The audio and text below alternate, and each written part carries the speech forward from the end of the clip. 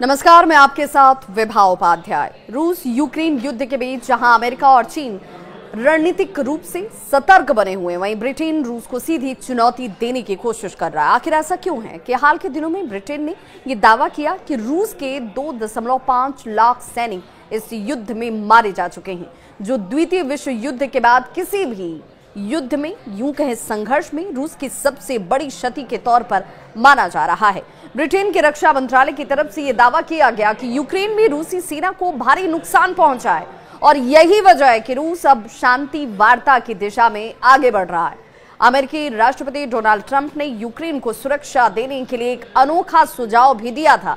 उन्होंने कहा कि यूक्रेन के परमाणु जो ऊर्जा संयंत्र हैं, उनको अमेरिका अपने नियंत्रण में ले और वहीं से यूक्रेन को ऊर्जा और सुरक्षा प्रदान की जाए। हालांकि यूक्रेन के राष्ट्रपति व्लादिमीर ज़ेलेंस्की ने इस प्रस्ताव को पूरी तरह से खारिज कर दिया। उन्होंने साफ कहा कि ये प्लांट यूक्रेन की संपत्ति है और इन पर किसी और राष्ट्र का अधिकार ही नहीं हो सकता। ज़ेलेंस्की ने कहा कि हम इस पर कोई चर्चा नहीं करने वाले।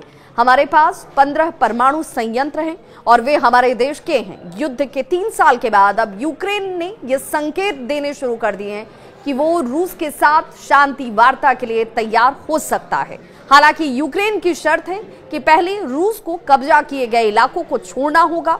रूसी सेना ने युद्ध की शुरुआत में ज़पोरिजिया परमाणु संयंत्र पर कब्जा कर लिया था, जो यूरोप का सबसे बड़ा परमाणु संयंत्र है। ज़ेलेंस्की का यह भी कहना है कि अगर अमेरिका इस संयंत्र को रूस से मुक्त कराने में, उसमें निवेश करने और उसे आधुनिक बनाने में मदद करता है तो ये प्रस्ताव विचार करने योग्य हो सकता है, यानी यूक्रेन इस पर विचार कर सकता है। ये शर्त यूक्रेन की तरफ से सामने लाए गए हैं। जहां अमेरिका और चीन इस युद्ध में संतुलन बनाए रखने की कोशिश कर रहे हैं, वहीं ब्रिटेन खुलकर रूस के खिलाफ आक्रामक रुख अख्तियार किए हुए है।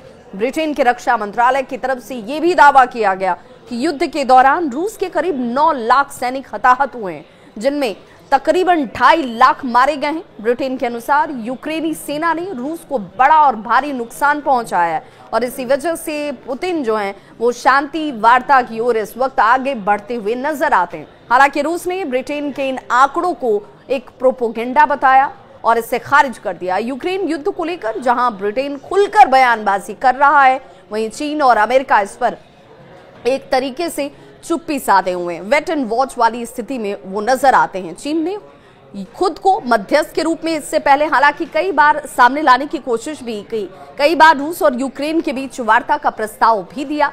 दूसरी तरफ अगर अमेरिका की बात करें तो ट्रंप के सुझाव के बावजूद युद्ध में सीधे हस्तक्षेप करने से वो बचता हुआ भी नजर आ रहा है। देखना होगा कि क्या इस नरम रवैये से ये युद्ध जो है वो शांत होता है, रुकता है, बंद होता है। ये इस वक्त सबकी निगाहों में बना हुआ है। इस खबर पर क्या है आपकी राय, बताइएगा जरूर। मैं आपके होस्ट और दोस्त विभा।